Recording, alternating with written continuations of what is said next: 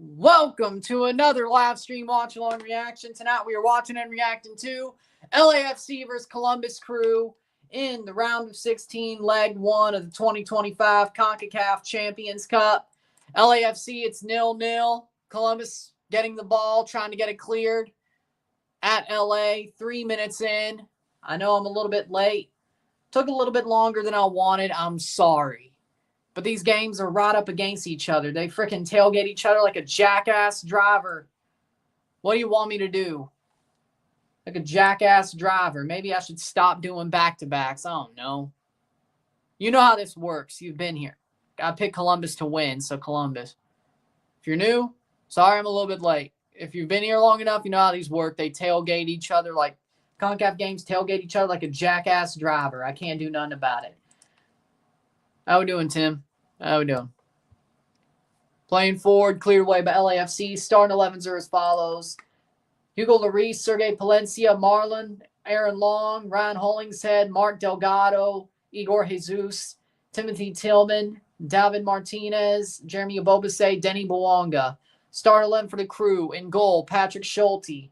The back three, Steve Moreira, Yevgen Sheberko, Malti Amundsen, Marcelo Herrera, Dylan Shambos, Don Tenagby, Sean Zawadski, Dewan Jones, midfield 5, Diego Rossi, the 10, striker Aziel Jackson. LAFC contra Columbus Crew, la octavo Stefanel partido ida de la Concachampions de la CONCACAF 0-0. Play The Walking Dead on mobile. No. Columbus look like the better team so far. That's the good news. If you're a Columbus fan. The bad news, it's early. And foul free kick.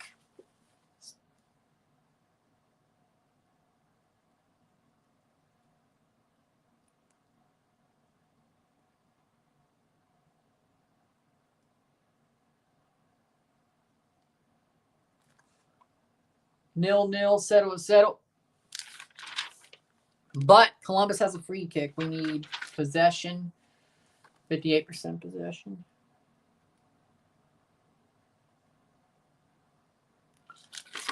We got passes. Comes the free kick 6 minutes in. 3:40. Free kick for Columbus. They take the shot over the bar.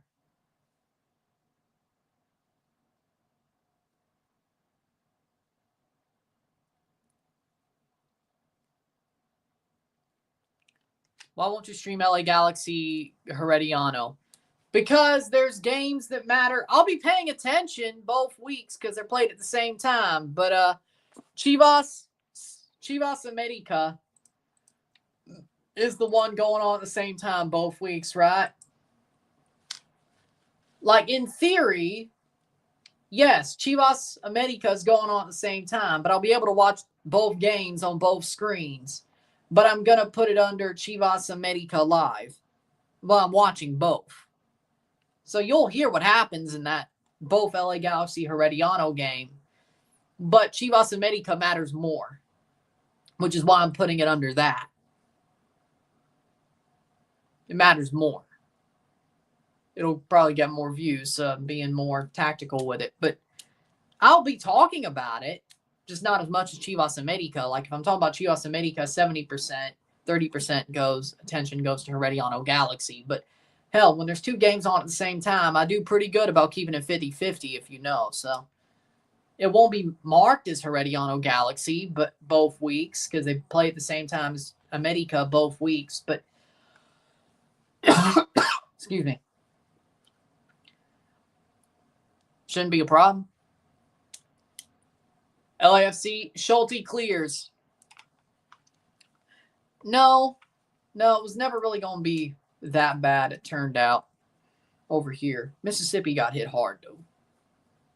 Well, harder. But there was some strong stuff in Mississippi, but don't have to worry about that for, like, another 2 months.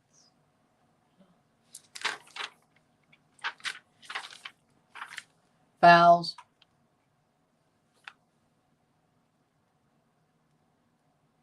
But as I said, I was really only worried about the tornado risk. Even if it is coming in late, which there are some later storms coming in, that's only going to be hail and wind. And since I don't have direct TV anymore, I don't give a crap about that. No problem. Well, last year I did a lot of it over foxsports.com or Fox Sports app, so it didn't matter last year either. So, but now I have YouTube TV, it doesn't matter. Offside. Point is, I will never ever buy satellite, ever do satellite TV again, especially during severe weather season. That's just dumb. 1 yellow card to 1. Playing forward, Columbus. We need corners.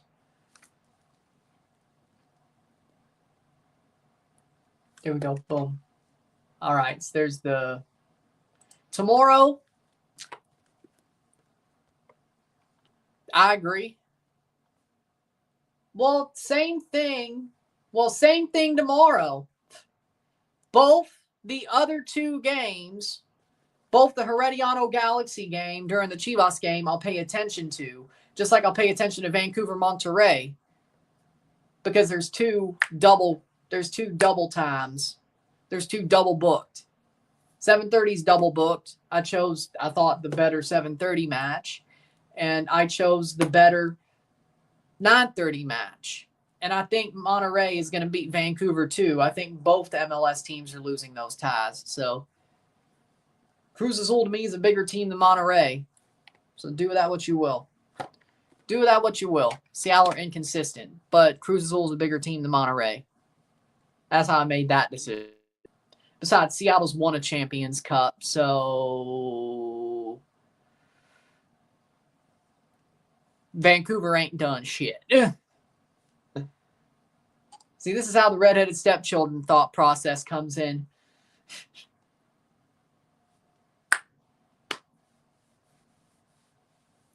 Hey, Miami plays their own, but hey, they have to have Miami play at their own time, you know? So that's why they did all this double booking. I think they wanted Miami to have their own day in Miami. See, next week, at least there's only 3, 3, and 2 like normal. But because Miami's in Jamaica, they still play early, but they didn't give Miami their own day. But playing in Miami, though, they gave them their own day because, of course, they did. Even though since you put them back-to-back, you could still watch both.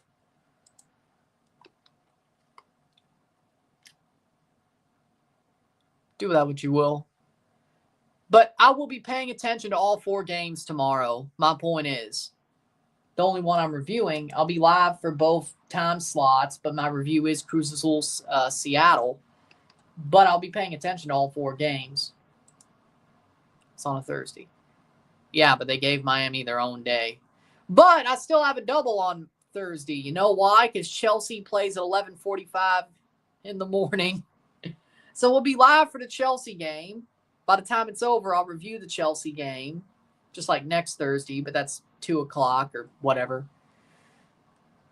And I'll also be live for Miami versus Cavalier and review that game. So 2 lives, 2 reviews on Thursday.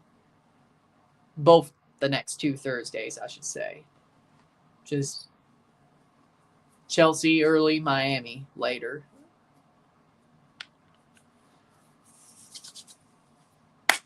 Chelsea plays Copenhagen at 11:45 in the morning. So there's still 2 streams that day.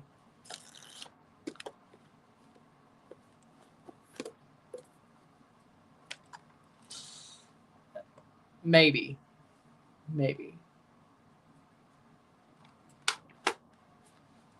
12th minute.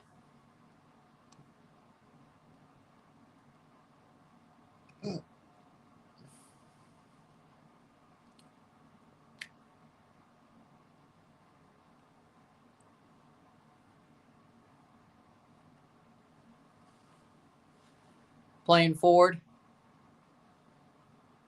I would agree with that, yeah. Chivas sucks! Trying to see if I can do it to You know exactly what I'm trying to sound like. You kind of can. You kind of can. Yeah, it worked. Yeah. Probably. Both weeks, probably.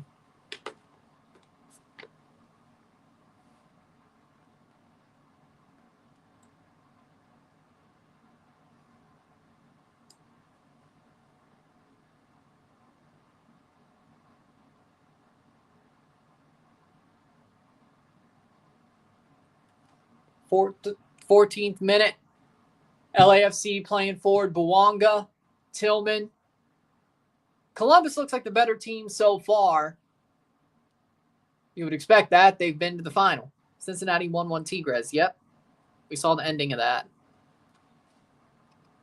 Well, Columbus has the same path. Columbus has to play LAFC. Then they get Miami or Monterrey. Or who knows? Well, probably not Pumas, but who knows? 14th minute. Possible.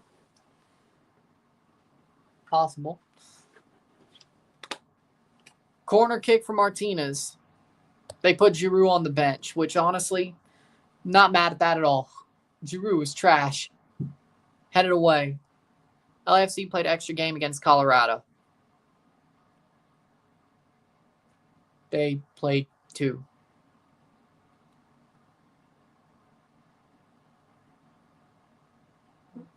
True, but if LAFC is as good as people say, they should have beat them. Which was, I agree with that. Maybe another, well, they got their defenseman. Yeah, they did. 15th minute.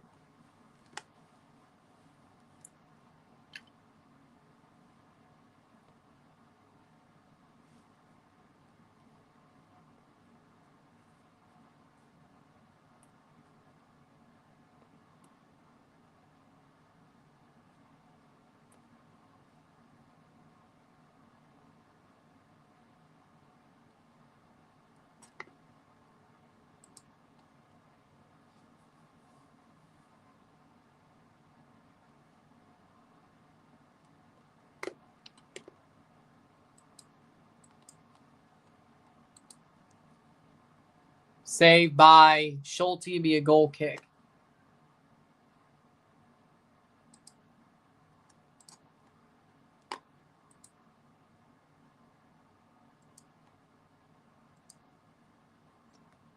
Ooh, past the post.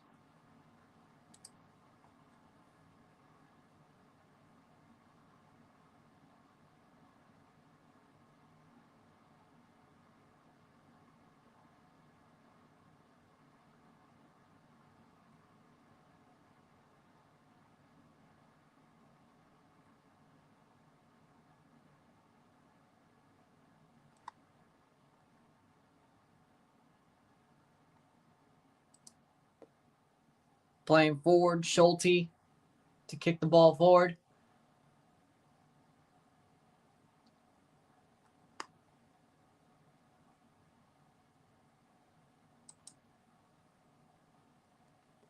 Playing forward, Columbus. The better team so far for sure. Columbus is a better team so far for sure. I agree, or I should say. Playing forward, Columbus. Man, LAFC looks shaky again.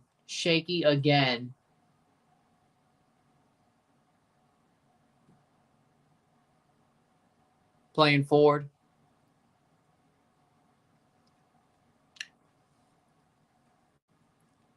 And that's going to be a foul, free kick for Columbus.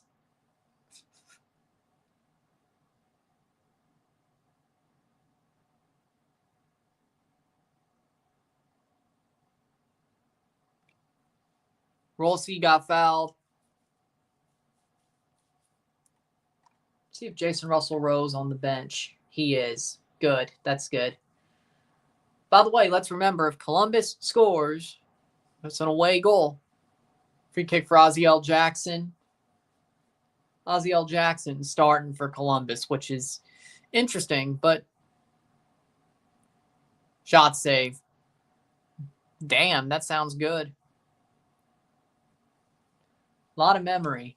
A lot of memory.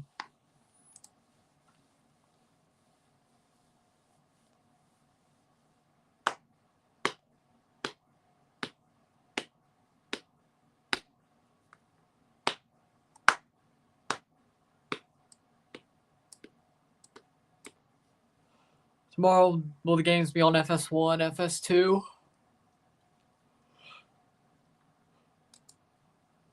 Seems to me like it's going to be CONCACAF's YouTube channel and FS2 is what it seems like. But it's what it seems like to me, which I don't mind that at all. Well, that would still be Spanish. That's true, but I'll have to check. But maybe I'll check at the half. I'll check at the half. That probably makes sense. 19th minute. Martinez with a shot. Blocked away by Columbus. Last year's finalists playing. Oh, free kick for Columbus.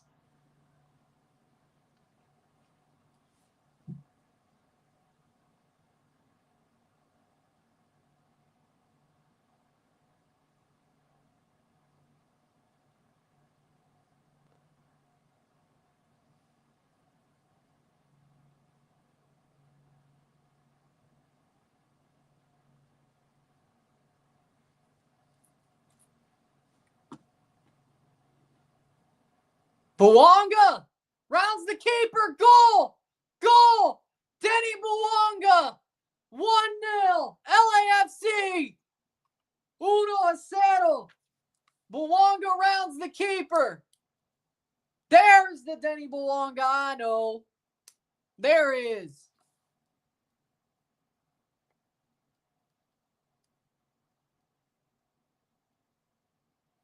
Out of nowhere, he finally shows up.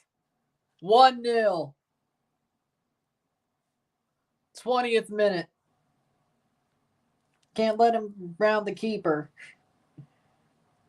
You made a fatal mistake. 1-0. 1-0. Goal. LAFC. Boom. Schulte doesn't drop. He just drops to the side. He's like, damn it. Doesn't get there. Boom.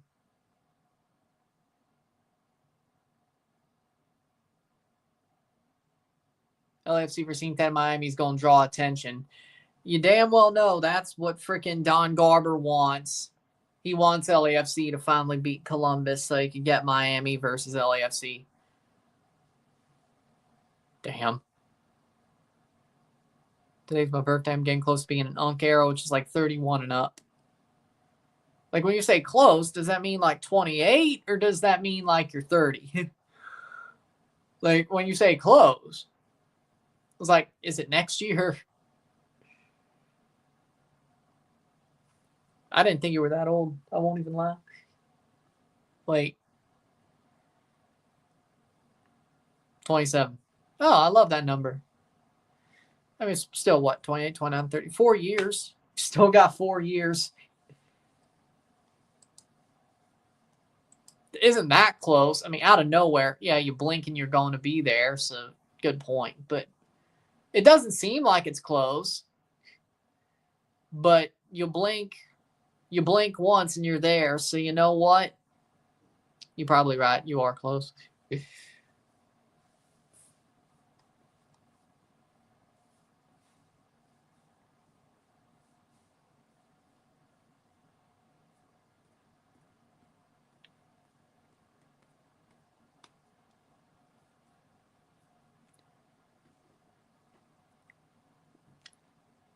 It's funny, like,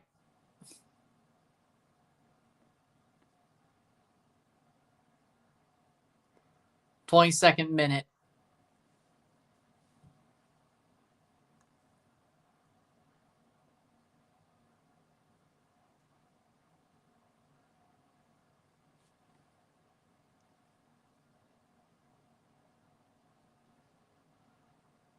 '23rd minute, 1-0. 1-0 LAFC.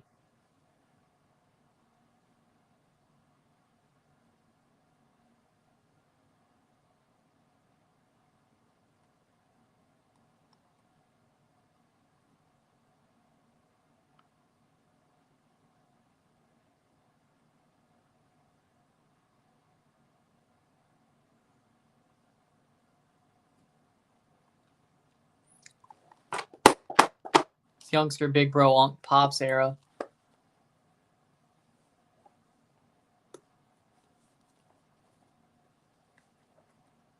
I'm going to guess the Devils were so close to winning.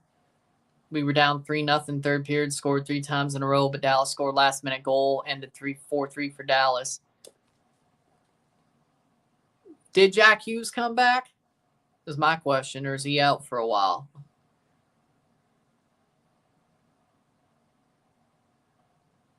By the way, just so you know, every time Wes McCauley refs a game against the Devils, you're going to get screwed. Just so you know. Like, it's Sheldon Keefe and Wes McCauley are enemies.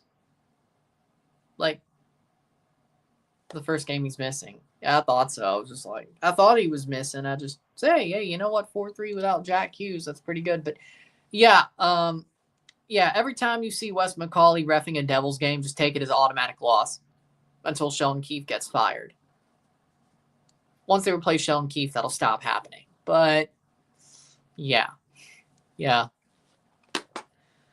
I know from experience. See, the Leafs can win games now, Wes McCauley reffing under Berube. We can. We have. He doesn't hate the Leafs. He hates Sheldon Keefe. So, yeah, that game's going to teach you something, I should say. It's the first egregious one, but shot saved by Schulte. Rebound, goal! Offside. Bouanga almost had a second, but they're calling it offside. Man, LAFC might just have this. Yeah, no, this round is going to look like a shit show. All my predictions. Last round was so good. This round's going to be a shit show on my predictions, but why am I not surprised? Of course that would happen. Oh, some Ohio defending.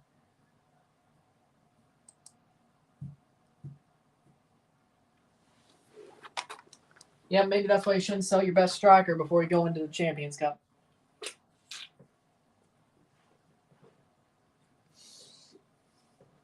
Sad part is Columbus looked really good until they got scored on. Damn. Everything. A 10. A 9. Goalkeeper? No, probably the least. Left back?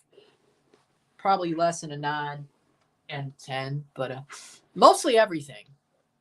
At least have a new coach. 26 minutes. I mean, it was a pretty good game. I thought it was interesting. It was an interesting choice. No problems with it. I thought it was an interesting choice.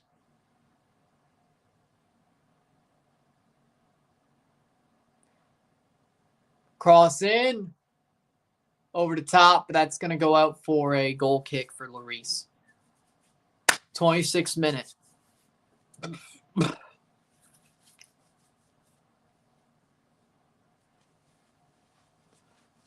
Are they both wearing pink goalkeeper shirts?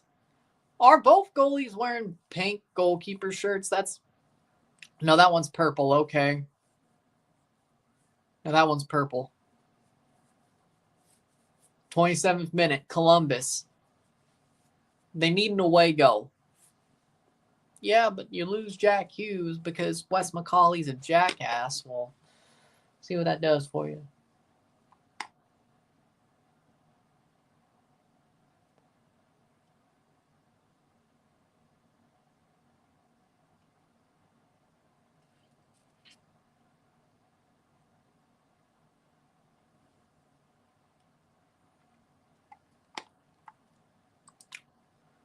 th minute.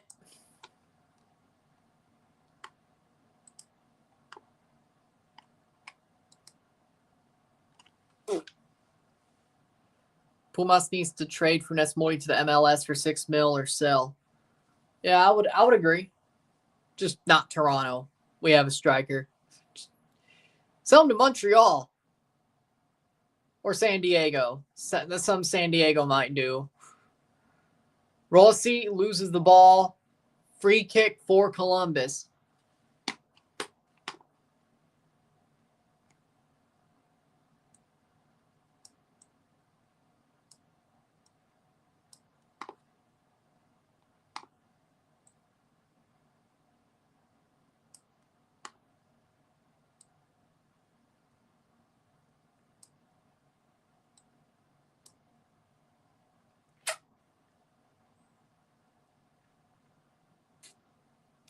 Playing forward, any chance a college football venue could host a WWE pay-per-view? No. No. Unless it's also NFL venue. Ball crossed in. Cleared. Like, I'd say it's more likely an MLS venue would host a WWE pay-per-view if they want to do it outdoors like Money in the Bank in the USA.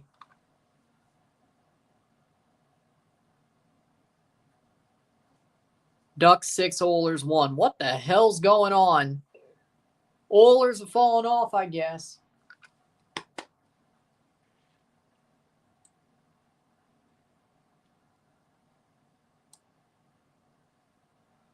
Corner for Columbus. Cross in by Rossi. Brought down. Cleared. Out for a throw-in. Avs wanted Frederick from the Bruins, but lost him to the Oilers. Avs linked to Charlie Cole and Brandon Carlo, Colorado native.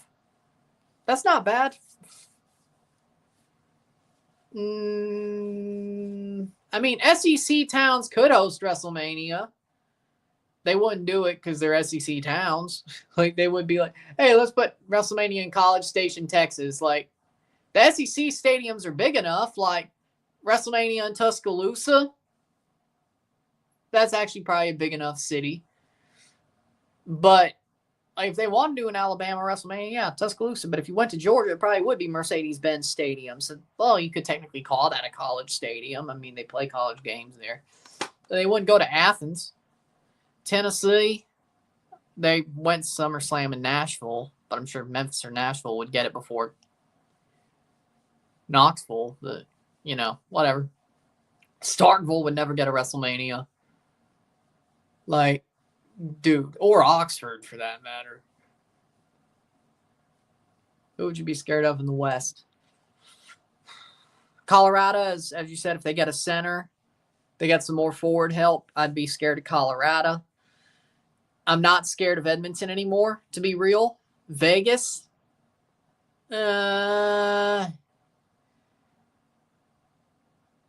Los Angeles is low-key pretty good. The Kings are low-key pretty good. Winnipeg, Toronto still beat them, honestly. Toronto's actually done well against Winnipeg this year, so maybe not. I think Toronto actually has a perfect team to play Winnipeg, I think. He said the West.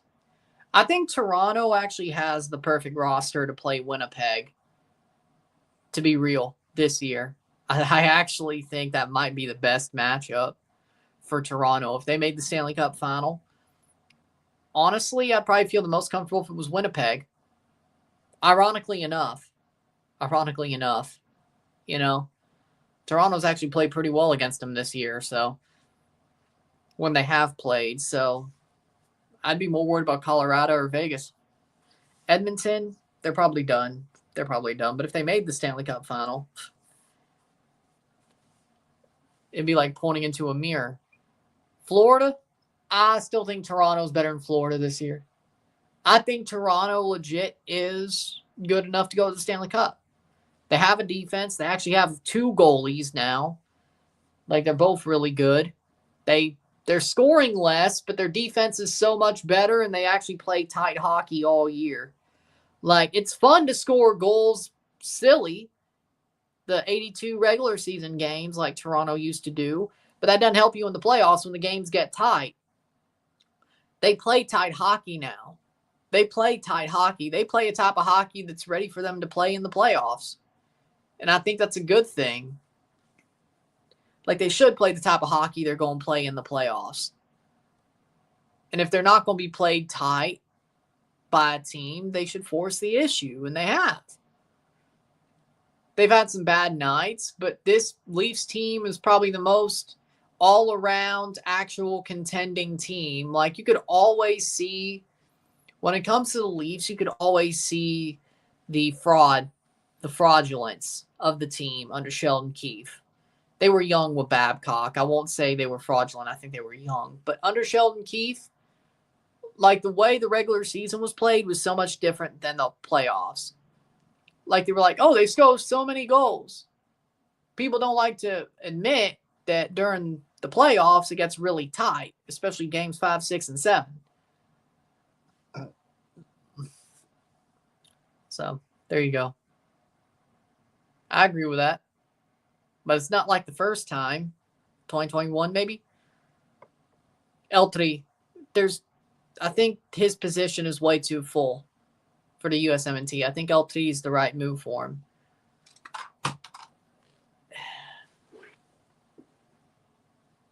Ottawa, ironically enough, like, I'm not scared of Tampa. Toronto's played well against Tampa this year. I'm not scared of Florida. I think Toronto's played well against Florida. Honestly, Ottawa is probably who I'm scared of. Like, if Toronto gets a wild card team and Ottawa makes the playoffs, Brady Tkachuk is going to do some damage. Like, I'm not saying Toronto's going to lose to Ottawa, but that series is going to be a lot more mystery box. You know? Like, we should still beat them, but Brady Tkachuk in the playoffs. Ottawa's a pretty rough team. They might actually take more of a pound of flesh out of us than Tampa or Florida. And that's only because we know what Tampa and Florida are. Ottawa, of course, we know, but it's in the playoffs. I think they could kick it up a notch. I think Toronto and Florida and Toronto and Tampa are very equal, but Toronto's played them well and played them playoff style throughout the regular season. So nobody out of the Atlantic besides maybe Ottawa scares me. Now, Washington? Honestly, I think Washington's exactly got the same problem Toronto used to have. Like, I think Toronto would beat Washington. I really think once it gets down and grimy, conference finals, Toronto, Washington, I think Toronto's going to shock some people. Yes, Washington's the best team in the East right now. They have the President's Trophy pace. Ovi's playing well, but I really believe Washington's sort of playing old Leafs hockey. Like, they are playing very offensive. Their defense is solid. They have a solid D-core, but I think they're playing very loose. Now, they have the history of playing in the Stanley Cup Finals, so maybe they know when to get tight. Maybe when you don't know when to get tight, maybe you should play the whole season that way. Maybe that's the difference. But no, Washington, I think Toronto, because they're playing so tight, they don't have to change anything going into April and May. So I think they will go deeper. And when they play Washington, I think Toronto sets up well to play them. I really do. I really do. Especially if Tanev is back. We do need Tanev back. But see what happens at the trade deadline as well. Still 1-0, 37th minute. The Habs sort of like Ottawa. Same situation. Also, 2021 would still be in the back of my mind if the Leafs played the Habs. Tampa had a freaking 10-game unbeaten point streak.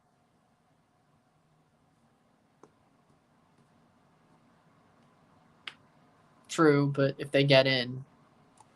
The Habs and Ottawa are the ones in the Atlantic. Like, if they get in and play the Leafs as a wild card team, I'm actually probably more scared of that than playing Florida or Tampa. Habs, because it seems like they're going for it. And we remember the last time that Toronto won a division and played the Habs in the playoffs. I don't think that would happen again, but PTSD definitely be sitting on my shoulder like, hey, Ryan, hey, don't forget what happened the last time they played the Habs in the first round. Don't forget. And then the Leafs go up 3-1, and I'll be like, oh, shit. Especially if they go up 3-0 and then lose in overtime in game 4. Be like, oh, shit. Not again. This time it'd be 3-0. Ottawa, similar team, less PTSD. We normally own them in the playoffs of the Battle of Ontario. So there's that. It normally is the Leafs own Ottawa in the playoffs with the Battle of Ontario. So let's see if that continues. It's like the opposite of PTSD, but they're just a really grimy team. They're a really tough team. And I guess they have house money. So you're kind of afraid of the house money, and Brady Tkachuk is Brady Tkachuk. Rossi over the bar. So similar situations, but different. Fair.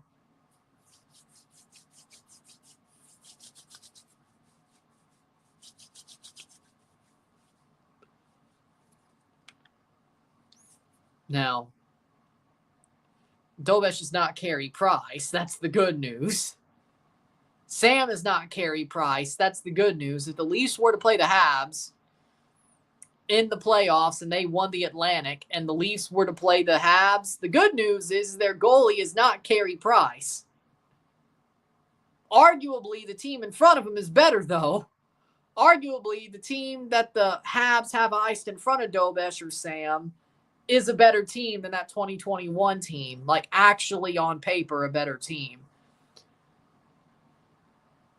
No, they are. They are. On paper. Like, but they made the Stanley Cup final in 2021. I say that the realignment definitely helped with that. They played well. They got hot, but they got very hot, and I still can't believe they beat Vegas. But I really can't. But this Habs team on paper, even though their goalie isn't Carey Price, especially playoff Carey Price, on paper, their defense, their D-core, I'd say is better than 2021's. Certainly their forwards are better than the 2021 forward lines, to be real. I mean, yeah, Dobesh is not Carey Price. Sam's not Carey Price. Nobody's Carey Price. But their defensive core, I think, is legitimately better. The thing that scares me about the Habs really is I do believe that even though the Leafs are better than 2021 Leafs and they actually play the right type of hockey, I think this Habs team on paper, even though the goalie is not Carey Price, and I mean, Dobesh has stole games before, and Sam has as well, depending on what they roll with. I think their defensive core and their forward core is better than that 2021 team. Like, it makes more, like, if the current Habs team was to get as hot as that 2021 Habs team, this one would make more sense. I'd say this one would make more sense. I think Carey Price did a lot of work. Like, that was his swan song. Let's be real. I like Carey Price. I respect Carey Price. I think he's a wonderful goalie. But Carey Price's swan song was 2021, those playoffs. That was the last time we saw the real Carey Price. That's just the truth. That's just the truth. I think Columbus started the game well, and arguably I think they're chasing well. That's just why you don't sell your best striker. That's why you don't sell your striker. Maybe they should be playing Jason Russell-Rowe, but I still like the Habs and Sens more, frankly. Anybody could get it, though, but I still like the Habs and Sens more, to be real. Than the Rangers, if I'm being real.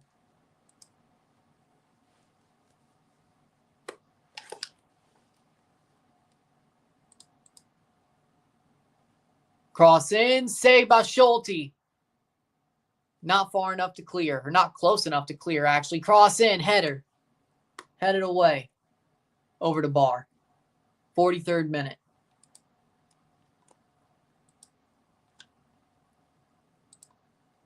So let's see who topped the group at the World Baseball Classic qualifying Pool B.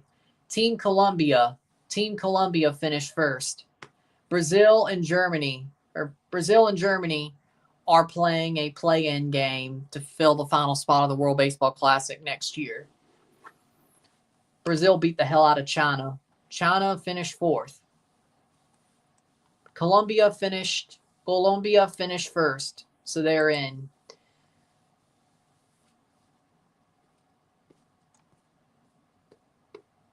Brazil, Germany to take the last spot.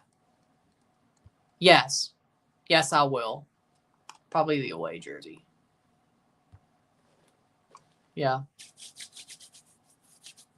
I agree our decor is better. Our forward group's a little better. Dobesh is upcoming. He's been great. We need to see more from Dobesh. He's showing that. Sam's a good goalie. Yeah.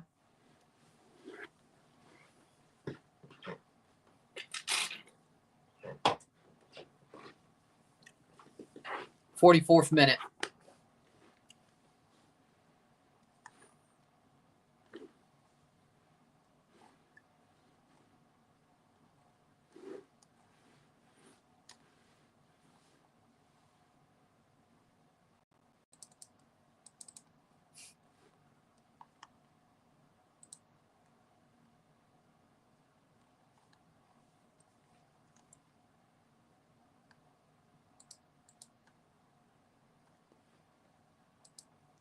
Playing forward. Oh!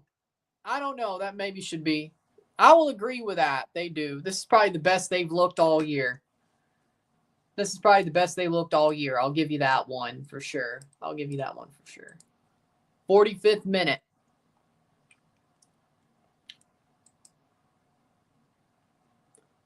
Playing forward. See how much stoppage time. 1-0 LAFC. 1 minute. A quick minute and we move on.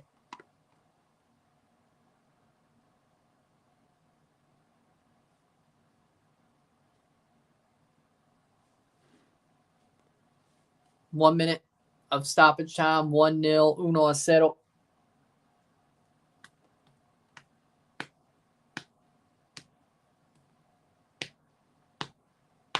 Playing forward is Columbus. Could they tie it up and get the away goal? Shambos.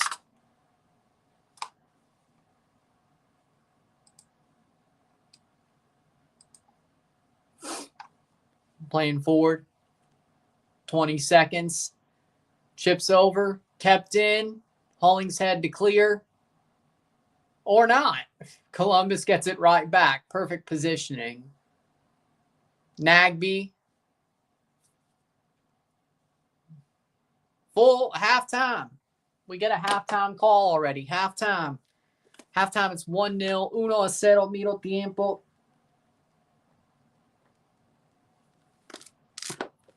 Columbus down 1 to LAFC.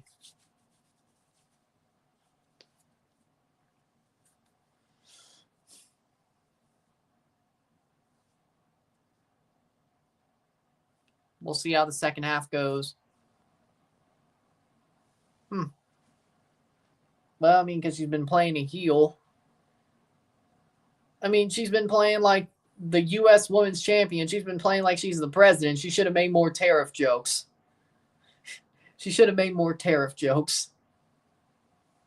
If you're going to get heel heat, you might as well. Have the best fourth line in hockey. Our penalty kills, top 5 of the league. Our power plays massively improved because of Hudson and Line A. More creativity, movement with a puck on the ice. No. I have to stick with my bracket. I know my bracket's going to get busted, but I can't not stick with my bracket, especially. Hey, at least they beat Chicago 4-2, you know. But yeah, I made my bracket the day before they sold Cucho, and I probably should have remade it as soon. I should have just thrown that one away and remade it, but I was lazy. I saw this coming. You know what? I was being lazy. I did not remake my bracket because I made my bracket the day before they sold Cucho. 12 hours later, his ass got sold. It's not like I don't listen. I'm just I'm just very stubborn.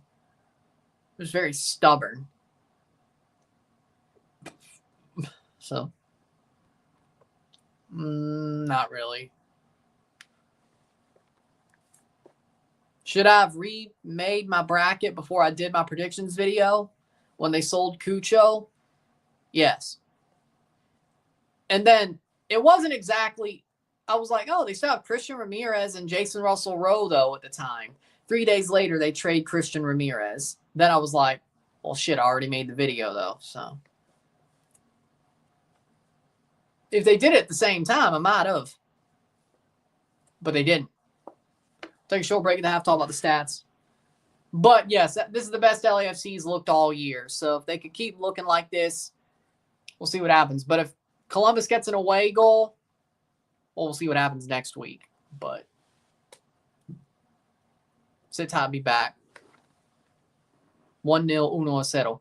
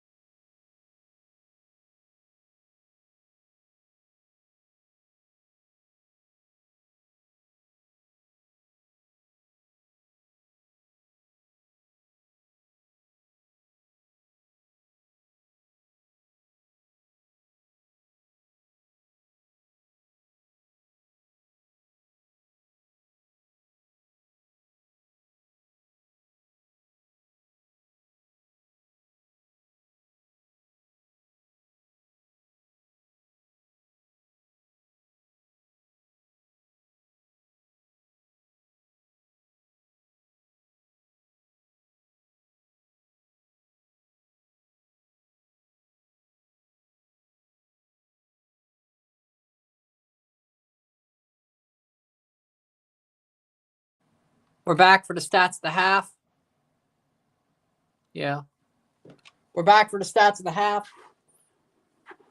8 shots to 3, 6 shots on goal to 0. Columbus they started hot, but they've definitely wilted throughout the game, even though they've had their push forward since they've allowed a goal. 0 assists to 0. 2 steals to 11, 8 fouls to 1, 34% possession to 66% possession, 2 offside to 0, 2 corner kicks to 1, 101 correct pass to 225, 13 incorrect pass to 30, 114 pass to 256, 89% pass accuracy to 88. 1 yellow, 0, 0 red cards, 0, 1-0 at the half. 1-0 medio tiempo. Columbus started hot. They start as the better team. LAFC gets one in behind and rounds the keeper, but Columbus have had more possession. They've had the ball at their feet. They've pushed the ball forwards before they got scored on and since they got scored on. Should they at least get an away goal the way they've been playing? Yeah. Yeah. But LAFC, this is honestly arguably the best they looked all year. At least the way they played forward when they do play forward. This is the most well they've looked. And maybe that's just because Olivier Giroud's not playing and Giroud is such a bust. Maybe that's the case. But for me, LAFC looks the best they've looked all year. But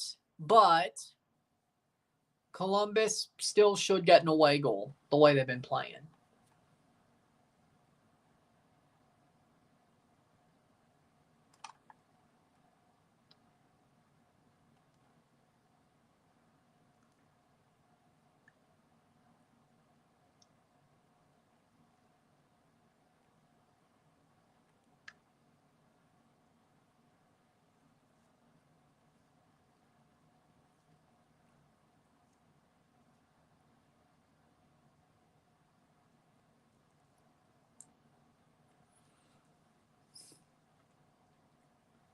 Waiting for the second half to start.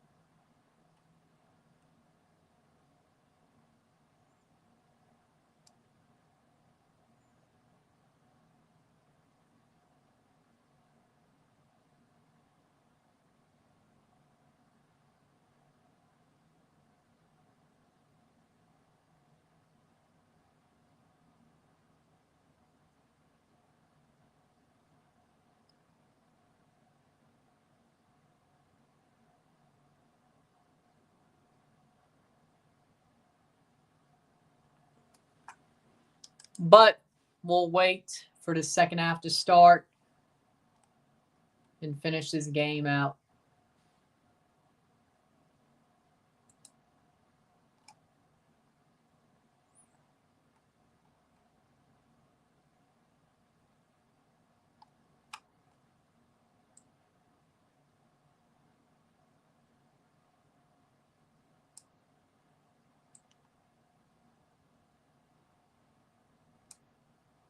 LAFC are a lot more pragmatic. They bend at times, but don't break.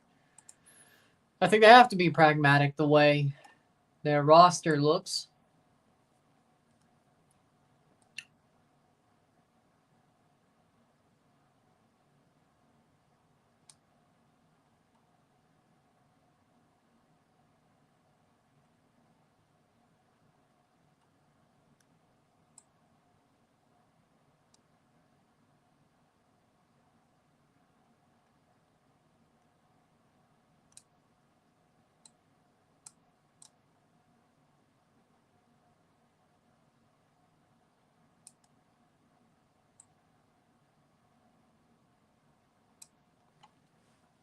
Second half about to start.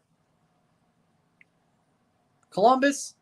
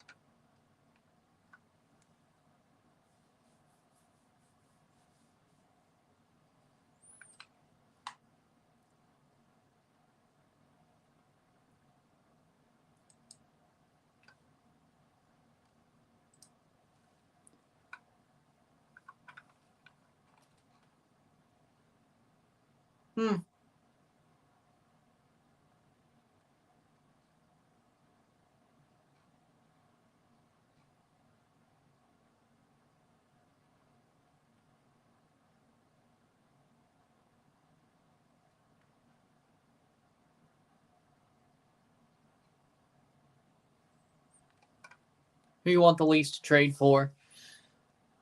Well, the good news is they're getting Calle Yarncrook back. So that's basically like a free trade. But if he's back on his 20-goal pace for the rest of the season. But I would like another forward. I would like maybe a third-line center if Yarncrook wants to play the wing. Robertson is... See, the bad thing is Robertson's hot right now. Nyes is hot right now. Yarncrook should get back to his level. Should. But if they could get a guy like Braden Shen, or Ryan O'Reilly back, I wouldn't mind that in either case. In either case, Braden Shen, Luke Shen, we definitely need probably another defenseman, at least a third pair defenseman.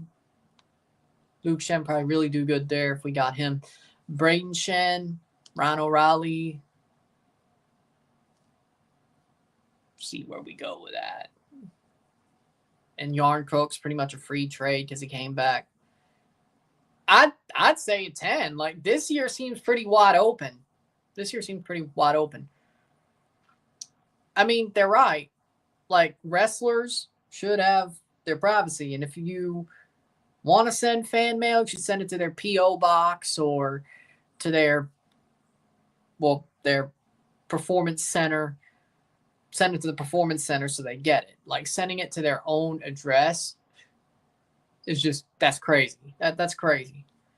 Like, because in very most cases, you probably figured it out on your own, which is just crazy as hell. Like, yeah, they're right. Like, you should respect the privacy of wrestlers. Men or women, both.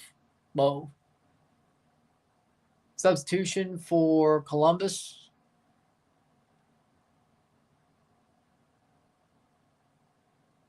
See what we got.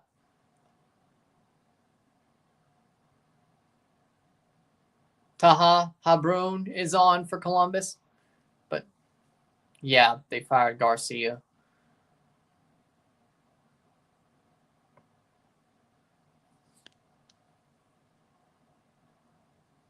Exactly. I would say, yeah, I'd say that. In both cases, it's battles of titans. But I think the Leafs could go all the way. But it definitely feels like there's like 5 or 6 really good contenders on. And we're off in the second half. I feel like anybody in the playoffs in either conference could beat anybody. I really do. I think anybody who's in the playoffs this year in any conference could beat anybody. We could have a lot of upsets. Like, it wouldn't shock me at all. Definitely tell Chicharito to... And a goal! Oh, my God! What a goal from Denny Bouanga. He puts the dagger in, top bins. Oh, my God! Golazo! Oh, out of nowhere, from a wide angle, just smashes it top bins. Columbus might be finished. Denny Bouanga, he's back to his old self.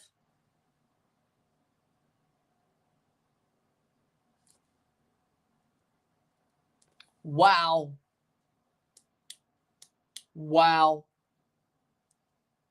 Abobase played it on. Bouanga just, oh, Lord, have mercy. Mercy. Boom. Top bins and just dips in perfectly to score. Wow. Mercy. 46 minute. 2-0, 2-0. Yeah, Columbus might be screwed. They might be screwed. I'll tell you this. Chicharito's gone. I'll probably call it more Tapatio. I'd probably call it more Tapatio players because, honestly, the players that are on the team right now are definitely got problems. Cade Cowell would be a main starter for sure. probably it is a goal. It is a goal. Cade Cowell would start no matter what.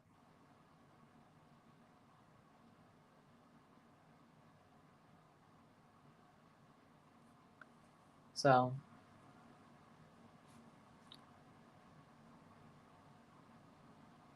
yeah, no, Chicharito's done. Cade Cowell starts. More Tapatio players. I don't know if you can really change it on the fly,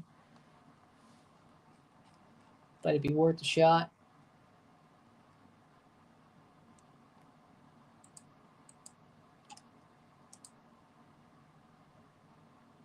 '48th minute.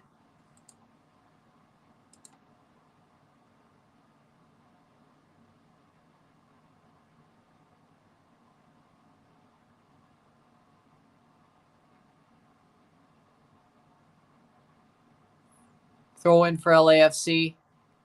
2-0, 2-0.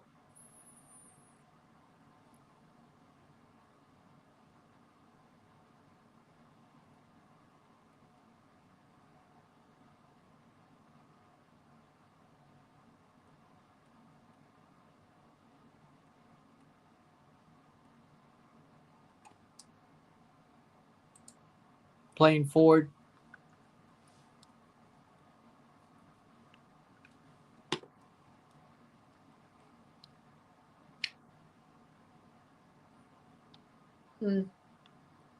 Columbus needs to get at least one away goal, but I don't. NHL said Oilers need a goalie bad. Yeah, for sure. But they could have figured this out because Jack Campbell is Jack Campbell.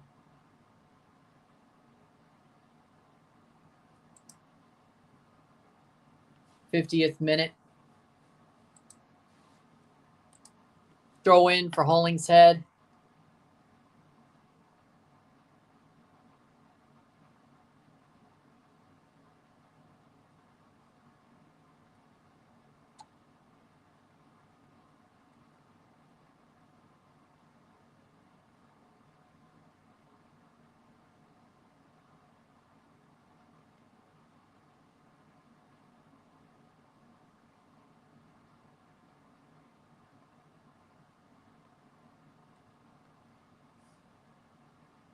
'50th minute, throw in for Herrera.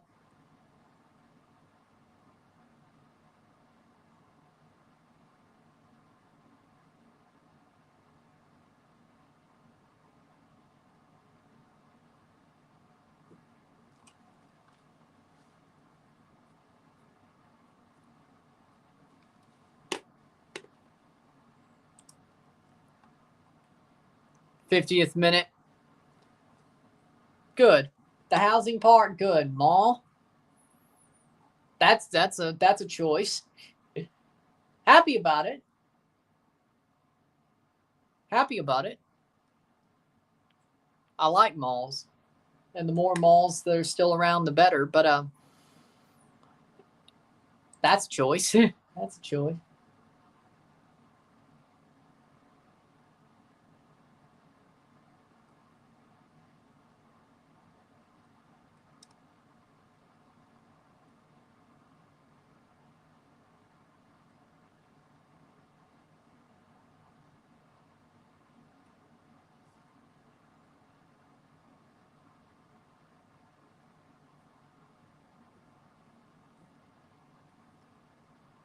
'52nd minute.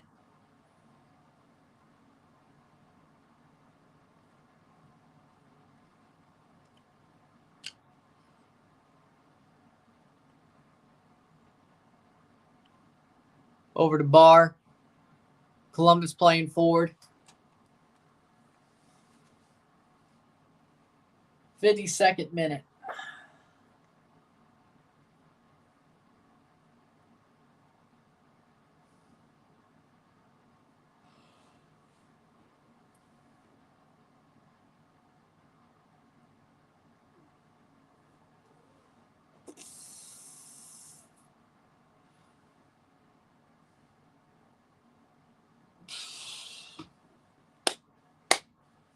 Islanders are now in a better situation playing at UBS Arena and basically building their own new neighborhood in Elmont, New York, and playing at Barclays. I agree.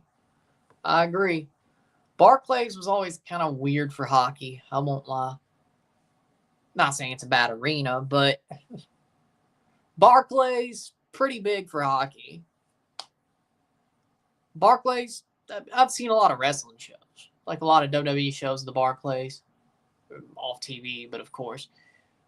Plays wide, good run, shot over the bar.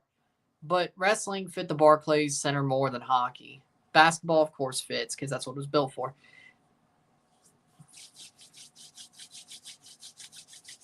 Avs win 4-1 over the Penguins. Yeah, the Penguins are trash.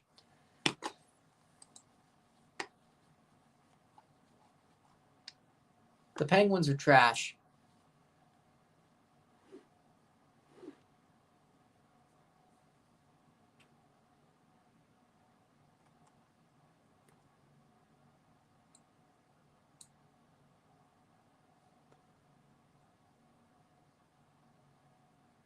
Columbus, LAFC playing well. If that's what you're saying, yeah, they're playing well.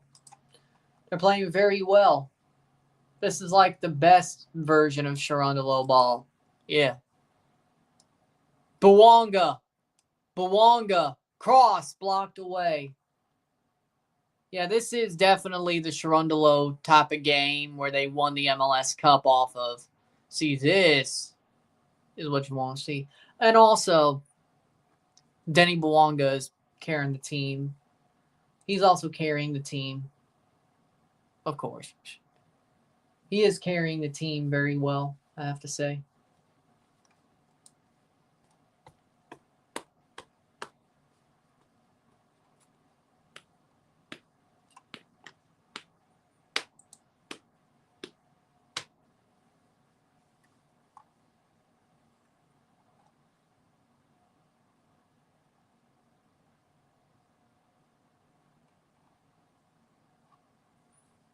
Playing forward, Columbus.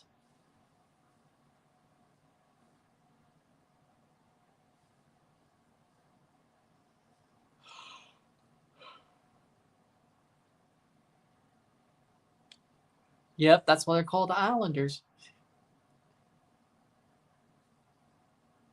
Good.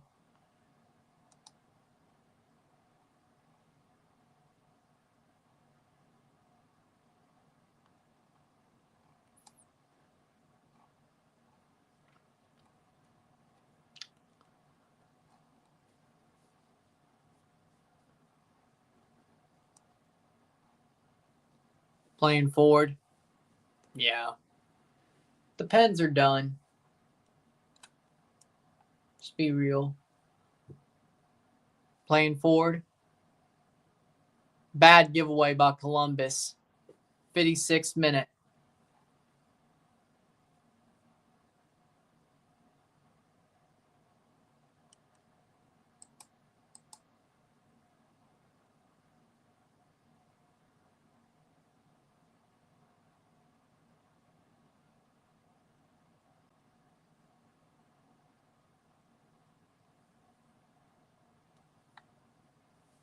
Playing forward, Shambost, Io Sky W. I can't believe she won. I can't believe they booked her to win the title. I guess they're doing a triple threat at Mania. But you know what? Honestly, Bianca versus Io Sky or Bianca, Rhea, Io triple threat is way more interesting than just Rhea versus Bianca. Like, I had no interest in that. Like, I won't even lie. I had no interest in a Bianca versus Rhea match. One-on-one. I never did. Never. You throw Io in there. Or if it's Io versus Bianca. Now that. Well, yeah, but they said that in the build-up. But I'm like, they're just saying that to say that, right? Saying that to say it, right? Like, yeah, I remember that she was undefeated against her, but I just don't think Rhea versus Bianca against each other is a good match or even a good program. Like, I think Bianca's talented. I think she does have a good gimmick. I think it's sometimes one note. And I will say when she was a tag champion with Naomi, it got a bit one note. I think she's better on her own.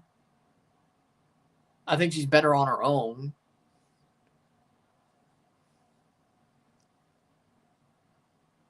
I think Naomi did drag her down, to be real. Maybe that's why. But Bianca on her own or with the Street Profits, that's better. That's better. I think...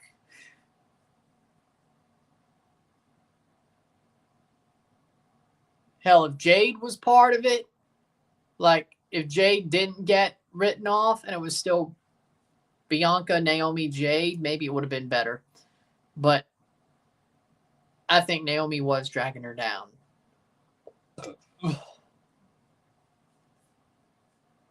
To be real. So, but I will say, I don't think Rhea versus Bianca, especially if they were both faces, and I don't think they would turn Bianca. And Rhea, I'm not sure, but the way, I don't know. As a triple threat, I think it's better. As a triple threat, and I think in the ring, yeah, it might be better, but WrestleMania is built on story. Shot white. Like, here's the thing about WrestleMania. To me, like, I'm glad John turned heel. Like, I'm glad John turned heel because John Cena's my guy. But if it was John Cena, the way he's been acting the past 2 years versus Cody Rhodes, white meat, Cody Rhodes, babyface, I don't think, I want John to win the title. So, of course, I want John to win the damn title. So that matters more. It's different. But I don't care if it's a heel or face. I want John to win the title. That's my guy. Always will be. But I don't know if I would have liked the storyline as much. Deep down, if I'm being real, I don't think I would have liked the Cody Cena storyline if they kept them both faces. So if The Rock just came up with this, I want your soul shit, and then it turned Cena, you know what? Good job, Rock.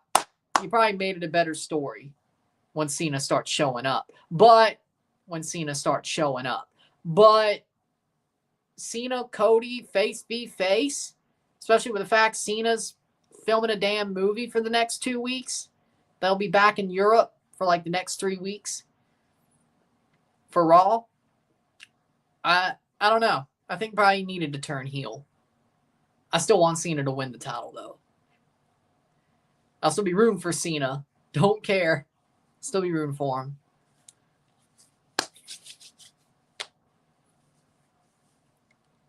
I mean, honestly, Homelander Cody would be better after he loses the title. Like, if he's chasing, I'd rather him chase his Homelander Cody, crash out Cody. He's already been kind of turning that way, though. Which is... 61st minute. But my point, I think the storyline between Cena and Cody will be much better. You got a point.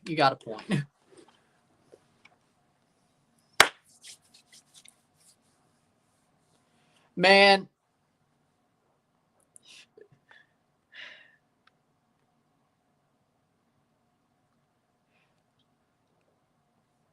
Hey, you know what? I had such a good round in round 1. It was about to be a shit show in round of 16. This is how it works. Of course, I was going to have a shit show round in predictions, which I guess would bust my bracket as well. It was bound to happen. 10-1. Only one prediction wrong in round 1. Of course, round of 16 was going to be like 3 out of 8. Of course. Like, LA Galaxy is going to lose to Herediano somehow. And I'll be wrong on that. Tigres will somehow survive Cincinnati. I'll be wrong about that. Columbus is beating LAFC, or LAFC is beating Columbus. I'll be wrong about that. I won't be wrong about Miami. Pumas I still picked over Alajuelense. I think they did enough to advance.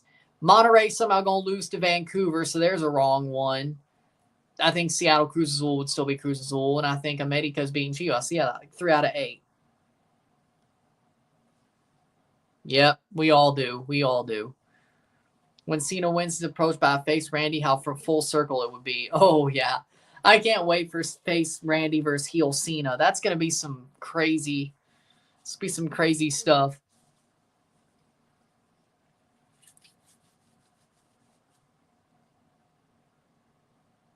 Weird, but crazy. But I like to see it this way. And face Punk versus heel Cena. Come on now. Good. Face Punk versus heel Cena. The heel Cena versus face LA Knight. Heel Cena versus face AJ Styles. Damn. Sami Zayn, maybe. Max Arfston on for DeJuan Jones, and Jason Russell Rose coming on for Aziel, I would guess. Yep, Aziel Jackson. Like, you could go so many ways with Cena as a heel before he, of course, Cody probably get a rematch later on in the year. And who knows, maybe he was lying about the farewell tour. Like, here's the thing. It's kind of funny. I was thinking about this a while ago. I was sitting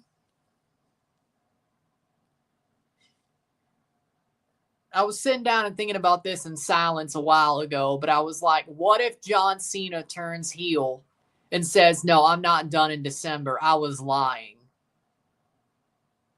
Like, why would I stop now when I'm the world champion and I'm dominating everybody? Why would I do that? I don't think you could turn him heel and have a redemption arc in 1 year.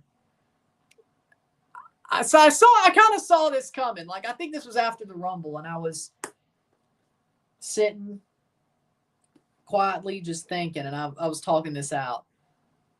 And I was like, in my own head, like I was just talking through my thought process for some reason. But I was sitting there and I'm like, okay, so if Cena's going to turn, it's like, what if he turns? Like, what if he turns? Like, you can't, he's going to have to redeem himself, right? He's going to have to turn back and say goodbye as the old Cena, as the Cena we know. Like, he ain't just going to retire as a heel. Like, he has to redeem himself and have a redemption arc. So how are you going to do that in 1 year, in 10 months? How are you going to do that?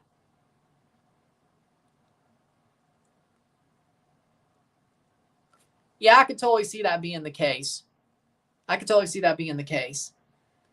But he's going to, at some point, have to see the error of his ways selling his soul, like after the Rock bottoms him for losing the title or something.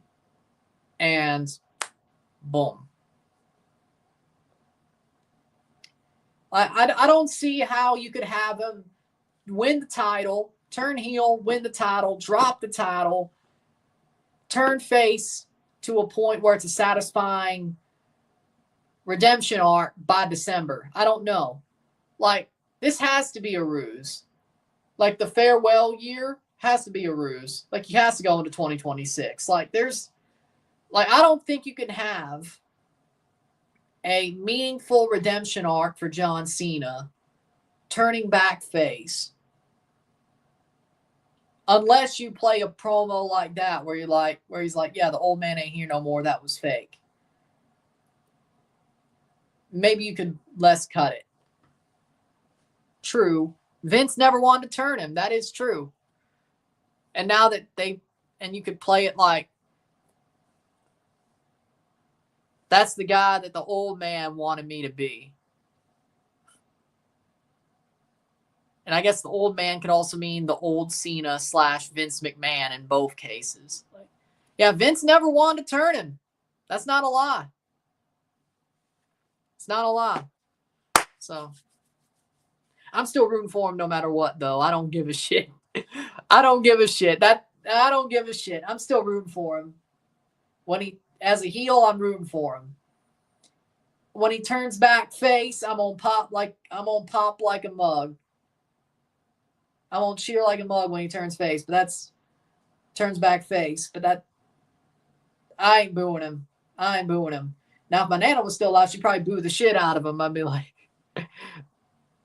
I could just see it now. Man, I could just imagine it now. If she was still here and watching, she'd boo the shit out of Cena for turning. She'd boo the shit out of him for turning, man. I mean, she always kind of rooted up between the lines of heel and face, but man, I can imagine her reaction. I can imagine. Probably like everybody else would be like, why the hell, John? What are you doing, John? Man, I can imagine. Oh, yeah, they will be.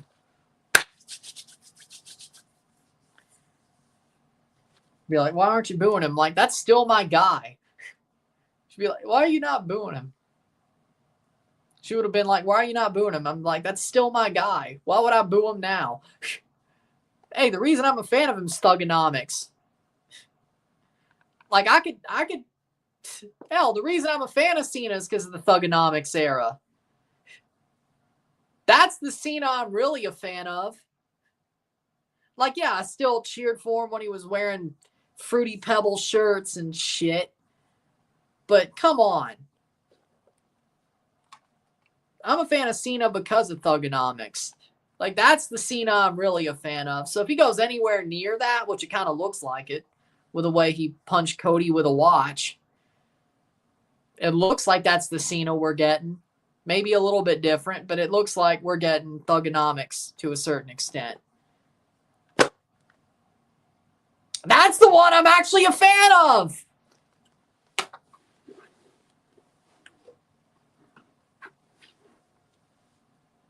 Like, yeah, I mean, yeah, I like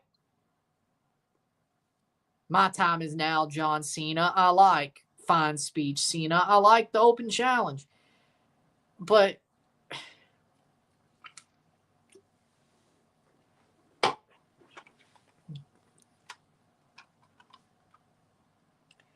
like, I'm one of those people who were like, I was never going to boo him if he turned, especially if it was basically bringing back thugonomics with a little bit of a different. I was never going to boo him.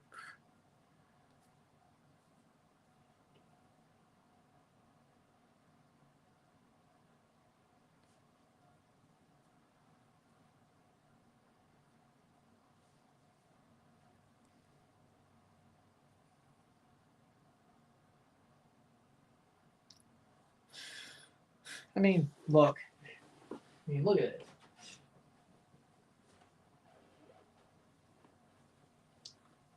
What do you think? Which Cena do you think I'm more of a fan of? Like, I know I got this shirt when it came out as a throwback, like when they put it back on the WWE shop, but come on.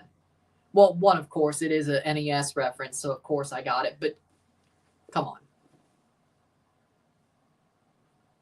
You think I'm not happy? Come on. This is what I wanted to see. Let's be real.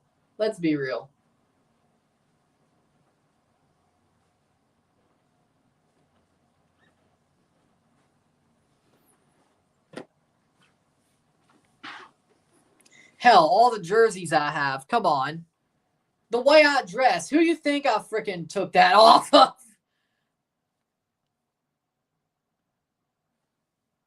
If they both win. Like, seriously, all the jerseys, the jorts, the haircut, the hats, like, the way I dress, it's obviously a ripoff of, it's obviously based off of Thugonomics Cena. I mean, come on.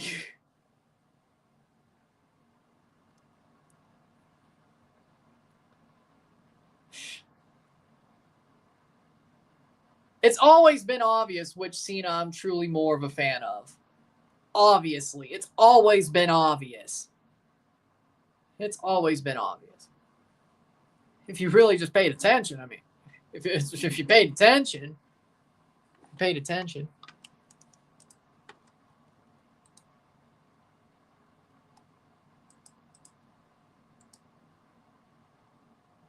he would never go to that company.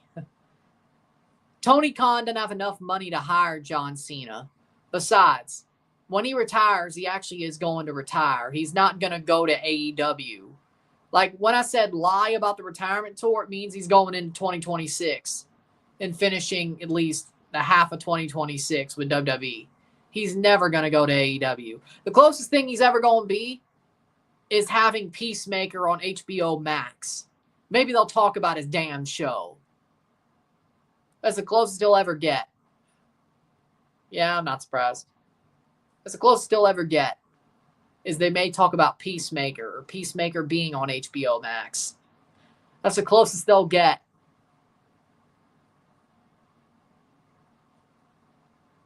I kind of feel like that may happen. Or Rock. Not Triple H, but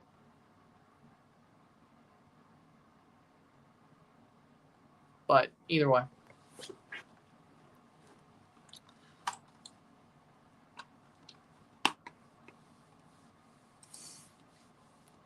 So he would never go to AEW. John Cena would never do that. I think it's more likely that John Cena shows up in TNA this year. Like, Joe Hendry will get his match. And then John Cena beats him for the TNA world title. Just for, who cares, right? Like, I think it's more likely that as a heel, John Cena shows up in TNA and beats Joe Hendry for the TNA world title than he ever goes to AEW. Technically, that would be 17 world titles. After he beats Cody, of course. Like, he'll have both the WWE title and the TNA world title.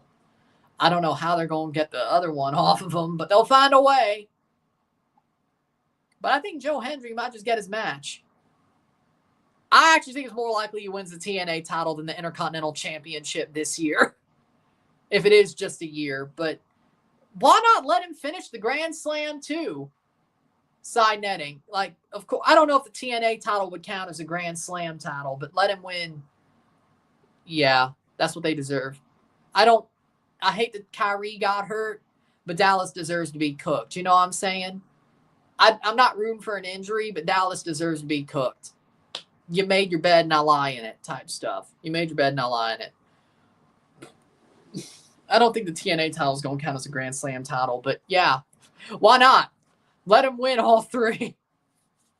Like, if he sold his soul to The Rock to be champion, in theory, shouldn't he win more than one title? Like, let's just think about this here. If he sold his soul to The Rock, and Rock's like, I could give you everything, and technically TNA's working with WWE,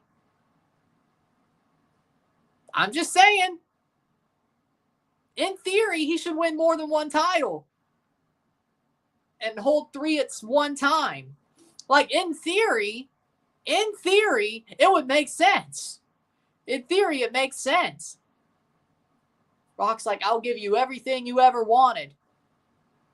So he has the WWE title, but then he goes after Joe Hendry because Joe Hendry's been running his damn mouth, and he puts down Joe Hendry, TNA champion John Cena. And who knows? You know, I kind of wish he'd bring back the old TNA world title belt from like 2013, by the way. I know that won't happen, but that's just me. That's just me. The 2013 TNA World Heavyweight Championship was the best belt they ever had. It is. It is. Like the one AJ Styles won. AJ Styles won.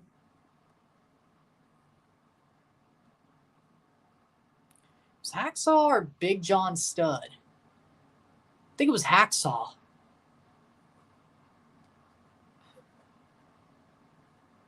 I get them confused. It was either Hacksaw or Big John Studd. Hacksaw Jim Duggan or Big John Studd. It was either or. Wrong.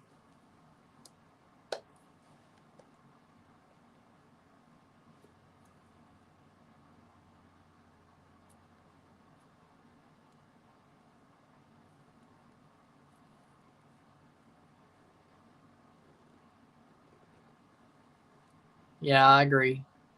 And then, of course, the IC title. Dude was like, what? Peacemaker John Cena. Igor Jesus is down. I'm just saying. Shouldn't Cena win more than one title? If Rock's going to give him everything he ever wanted? See, it makes sense.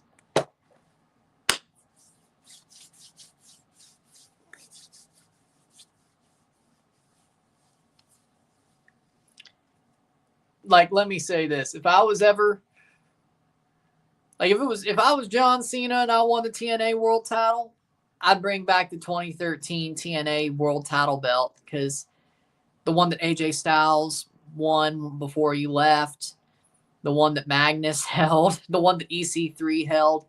Yeah, no, that one. Because that belt was awesome. That belt is awesome. The first TNA World title sucked. This current one that Joe Hendry's holding kind of sucks. I know they still got the old one in storage. They had Moose wear it during the freaking pandemic. Before he, dropped it to Christian or whatever? Yes.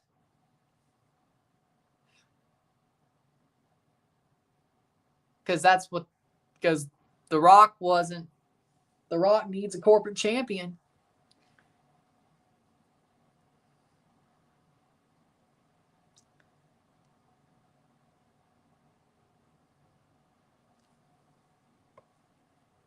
Yes. I was about to say that too, but well, what about the freaking... They have to change the logo back to the new logo, though.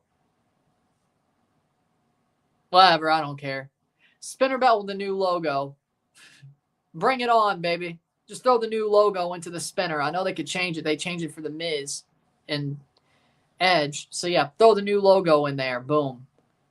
Throw the network logo in there. Boom. Thank you very much. Bring back the spinner. I love that belt. So, do it. I didn't know. I don't know. But it is a big WWE logo belt. It does have a big WWE logo on it. So, I can see why they bring it back. Like, you have to throw the new logo in there, but that can't be that hard. That can't be that hard.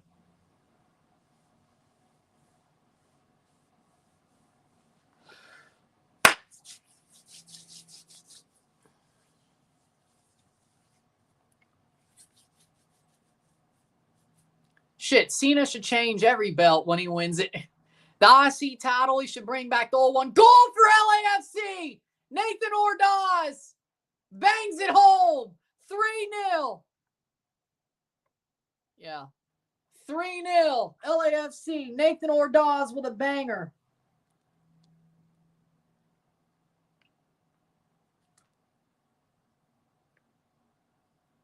$3-0, 3-0. GG's. Yeah, LAFC are advancing. Columbus is why you don't sell your best player or your two best players. You got what you deserve. You made your bed, now lie on it.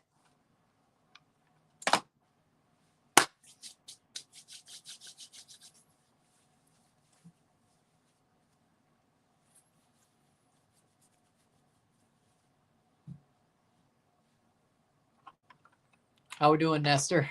How we doing?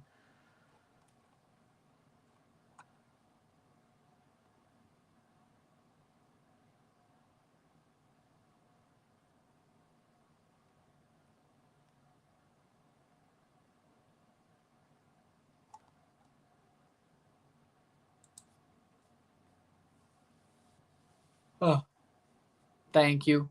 What happened to Columbus? No Cucho, no party? Pretty much. And no Christian Ramirez, no party. Turns out, you sell your best player, you get your ass kicked. And LAFC ended up waking up finally. LAFC finally gelled. So...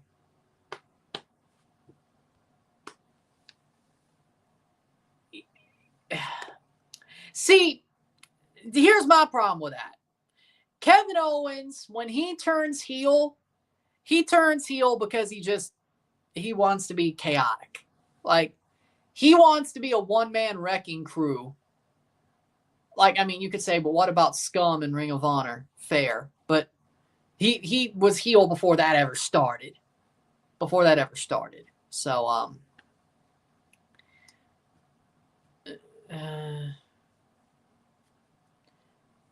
that was like 3 or 4 years after he first turned heel. So, he will sell his soul. I don't see Kevin Owens. I don't see Kevin Owens selling his soul to The Rock. But he already, well, nice feuding with Randy. I don't know. I just don't see Kevin Owens the way he's a heel. Like, his whole career is just kill, Steen, kill. Like, that's what he is. And now he is that again. So why would he sell his soul? Somebody sell LAFC? Probably. Very likely. And Kosi Tafari coming on for LAFC. 84th minute. But, I mean, at this point, you know.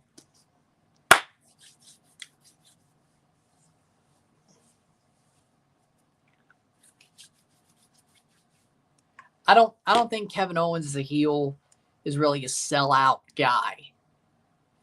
I think, I know they won't do that because they already kind of set it up. I think, call me crazy, but I think Seth might sell out again before Owens does.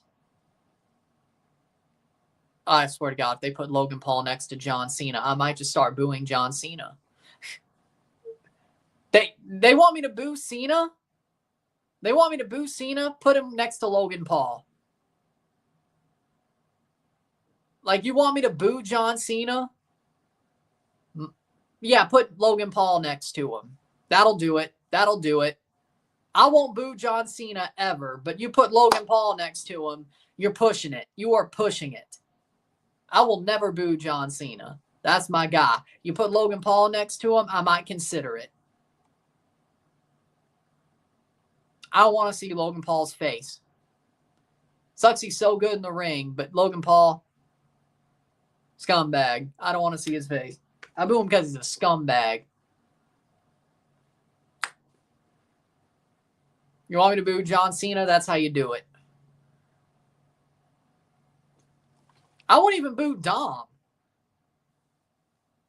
Exactly. Because I'll boo Hulk too. Because Hulk's also a scumbag. I don't boo Dom. Well, not like Logan. If I boo Dom, it's because of how he plays his character. But I mean, how can you boo a guy who pulled Rhea Ripley and Liv Morgan? In kayfabe, of course, but come on. Like, seriously. Like, how do you boo a guy who has Rhea Ripley and then Liv Morgan by his side? How do you really do that? Like, seriously. Like, maybe you boo him because you wish it was you. I can understand that.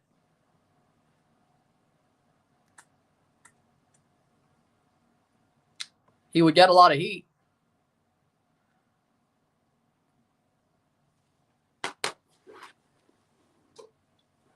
Dom is a lucky SOB, is all I'm saying.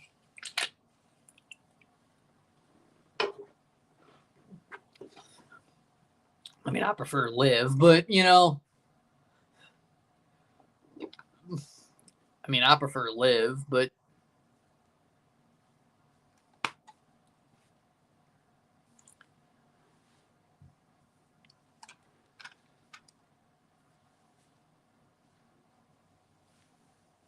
'87th minute.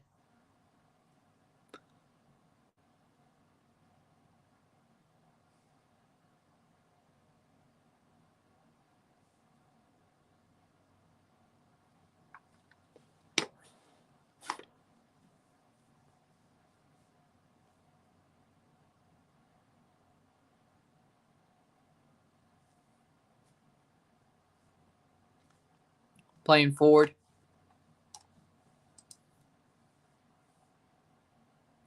I said in kayfabe. I'm just. We'll see. Didn't you hear me say in kayfabe? I was talking about the character, but either way. But I'm gonna say, like, I ain't gonna boo a guy.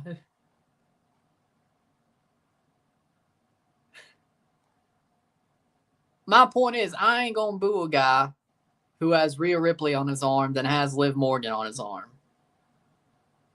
Even if I wish I was him. It's more of like, good job. Like, yeah, man. Like, yeah, man. Yeah. Even if it is kayfabe, I'd be like, yeah. Yeah. Who knows? Like, I mean, you can't tell freaking Kevin Sullivan that on-screen partnerships are kayfabe because that's how he lost his wife. Chris Benoit was put with Nancy Benoit on TV. Guess what? Bad example, I know, but still. Bad example, I know, but still. That's how Kevin Sullivan lost his wife. That's why there's the Kevin Sullivan conspiracy theory about Benoit's death. Buddy's a cuck. Buddy's a cuck.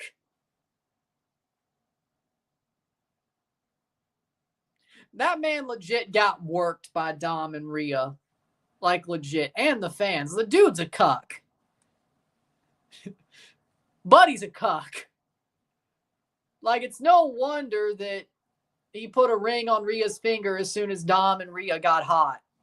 The angle. Not saying Dom would have done anything, but the dude's a cuck. The dude's a cuck. Cucky Murphy? Come on now.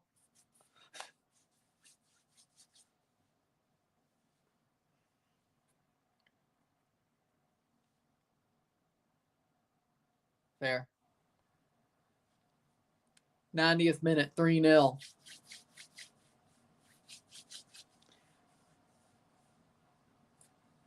True, but Rhea had her own way of making it look legit and trolling the masses and breaking the internet. Yeah, at least Dom and Liv have kissed, though.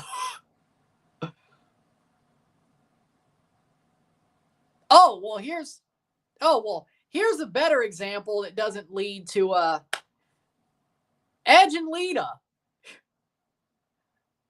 Matt Hardy was still dating Lita at the time, and then Lita cheated on Matt with Edge, and then Edge and Lita became an on-screen couple, but that's more like something that happened backstage that ended up being on screen, but still.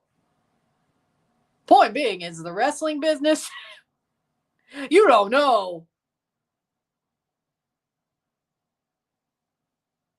Point being in the wrestling business, if you're with somebody in the business, have your fun.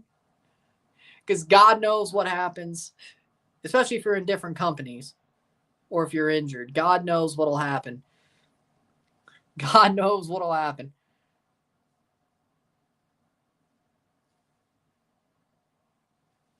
Yeah, you did. LAFC finally gelled together. 2 more minutes. And then Punk cheated on Lita with AJ Lee.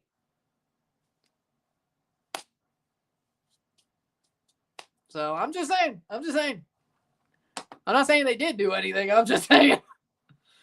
Just because you're on screen together and you have a relationship doesn't mean that on-screen relationship's going to stay on screen. I mean, there's multiple instances of on-screen relationships breaking kayfabe and, well, becoming real.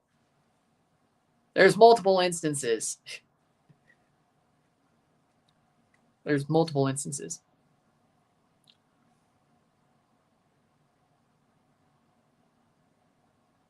I mean, she still shows up sometimes.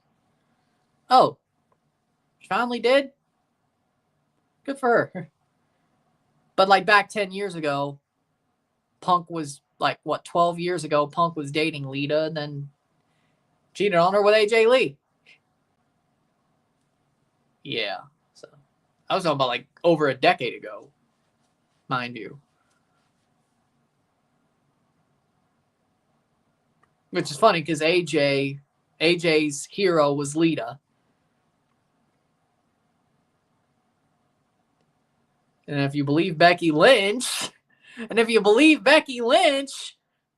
Punk may have pulled the same thing again. If you believe Becky Lynch,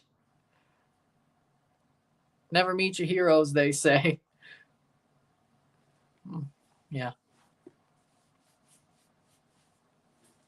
Which I do not, if it is true, I do not blame Punk at all. I do not blame that man at all. I do not blame him at all.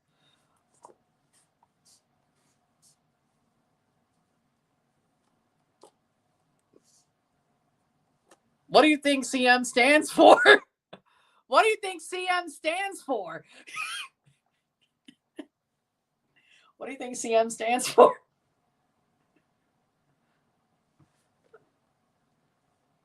Oh, no, it's weird. It's weird, but Punk's 40-something.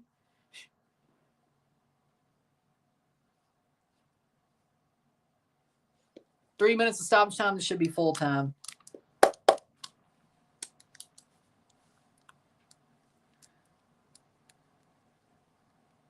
It's funny because those are AJ's AJ's wrestling daughters, and then we'll 3-0 full time. 3-0 esta noche.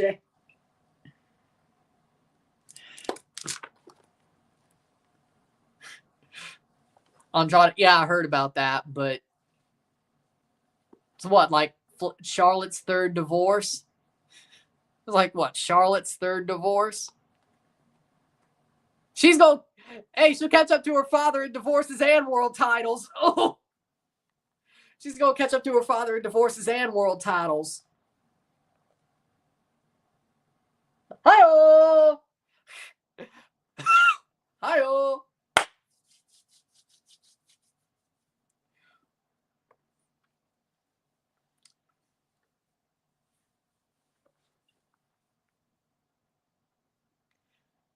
Why do you think Charlotte's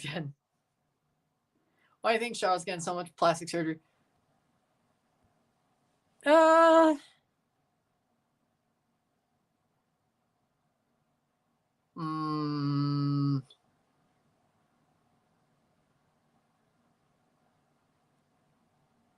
Booker T or R-Truth? I don't think you want to be associated with The Rock. Me, it'd be John Cena. Me, it would be Cena, of course. Oh. I kind of have it growing out, too. I mean, do I? Oh, that bad. Do I have that bad of a bald spot? No. No. Fine speech. No. Yeah, I'd say Truth or Booker. Cool. I mean, look at the way I dress. I mean, all the jerseys, the jorts, the hats, the haircut when it's cut. I mean, come on. If for me you didn't say Cena, you'd be out of your mind.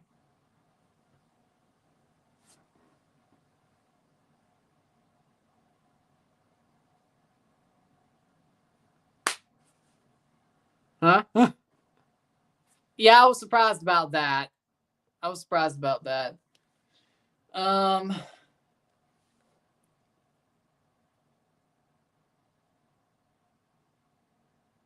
Paige and Del Rio surprised me. That surprised me.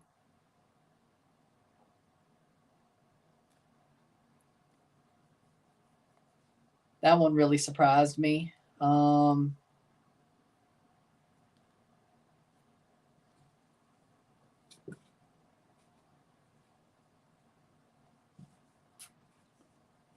Man, when that happened,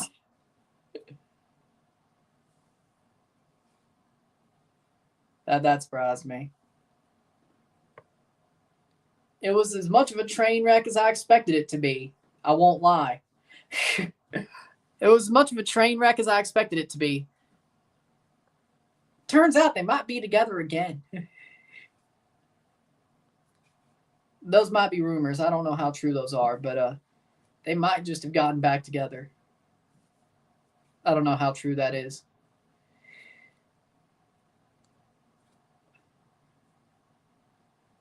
Don't shoot the messenger, but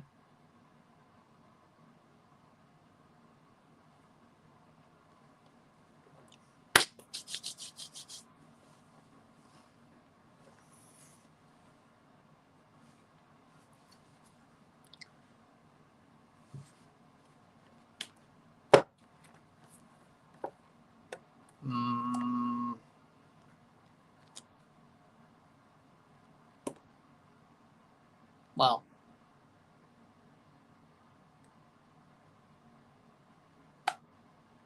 I don't know.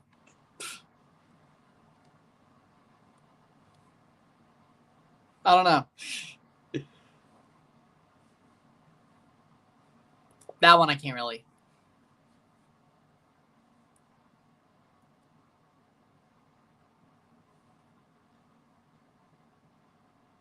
Alistair Black and Zelina. Oh, yeah. Yeah, that one's honestly weird but fitting at the same time. Not surprised. Weird but fitting at the same time. With that being said, let's take well, this game's over. 3-0, 3-0 esta noche. LAFC wins the match and probably won the tie out of that. No away goals for Columbus, and that'll probably do. With that being said, if you like this stream, like it, share, subscribe. You know what it is. Tell your friends. Hit that like button. Hit that subscribe button. Hit that bell notification once subscribed. Send some chats on the live streams. Comment on this video. Put us in a playlist. Share with friends and family. All that great stuff. I'll see you within the hour for the review of this match. I'll see you. I'll see you. I'm running. I'm out. Peace. Yeah, I believe that.